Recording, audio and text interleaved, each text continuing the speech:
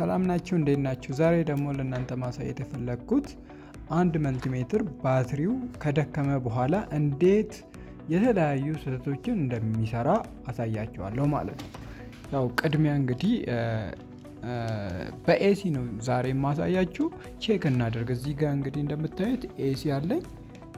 ኤሲ ፕሮቦቹን ያው እዚህ ላይ እንደምታዩት ኤሲን ሴሌክት አድርጌያለሁ። ቮልቴጅ ሜዠርመንቱ ማለት ነው 750 ላይ አድርጌያለሁ። በእኛ ሀገር ደግሞ 220 ነው።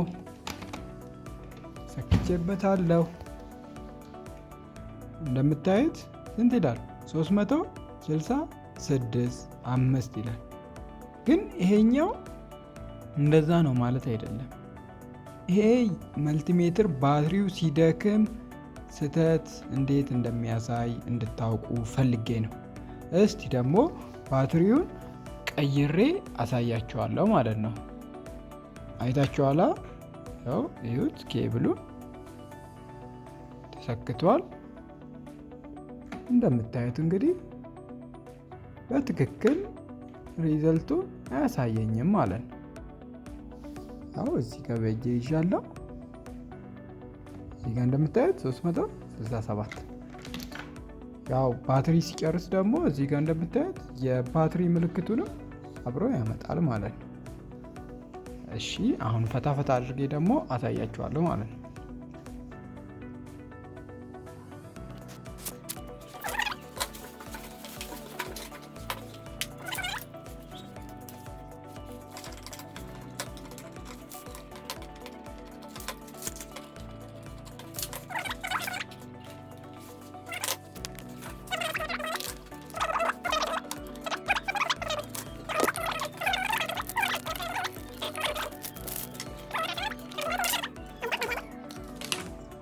ባትሪ ነቀልኩት። ይሄ የማይሰራው ነው። የማይሰራውን ያው እዚህ ጋር አስቀመጥኩት። እዚህ ጋር የሚሰራው ደግሞ ይሄኛው ነው። ይሄ አዲሱ ማለት ነው። ይሄኛው ሰክቼ ደግሞ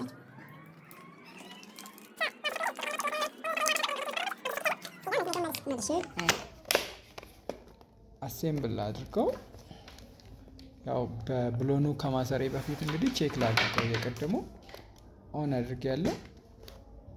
እንደምታዩት አሁን ምንም አይነት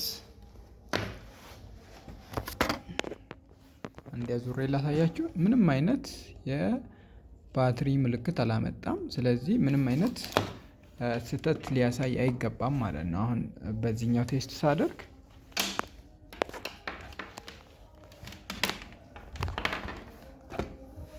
እሺ፣ ያው ፕሮቦቼን ልጠቀም። ፕሮቦቼን ሰክቻለሁ።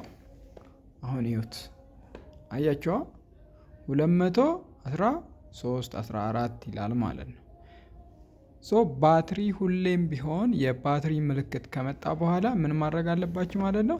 መቀየር ይጠበቅባቸዋል ማለት ነው። እዚህ ጋር እየተነቃነቀ ስላለ ነው።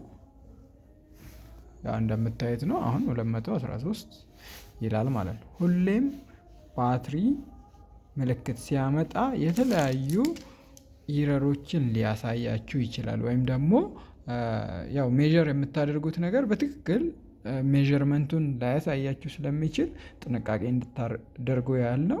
በሰላም ቆዩ። ሰላም ሁኑ። ቻው ቻው። አመሰግናለሁ።